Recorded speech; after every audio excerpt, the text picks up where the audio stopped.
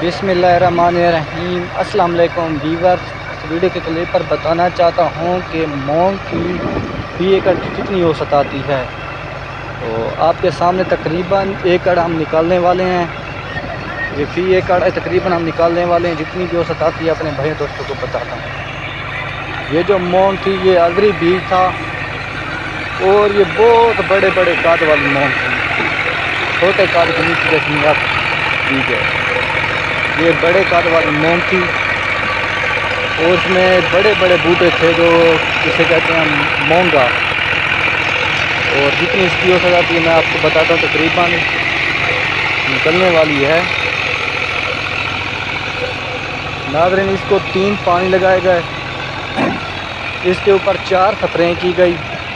पहली स्प्रे इसके ऊपर हल्की की गई, दूसरी स्प्रे जो थी वो थोड़ी सी उससे अच्छी, यानी कि हल्की से थोड़ी सी सख्त, फिर उससे सख्त, फिर उससे सख्त 4 स्प्रे की गई। पहली स्प्रे से की गई एमामेक्टन और ल्यूफ्रान, और दूसरे नंबर पर नाज़रीन की गई बाइफेत्रीन और एमामेक्टन।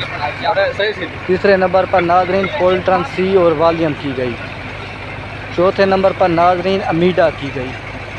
अमीडा नाज़रीन अगर करते ना, लेकिन इसलिए करनी पड़ी क्योंकि इसको घोड़े मक्खी का अटैक हो गया था, यानी कि इसके ऊपर घोड़ा मक्खी लग गया था।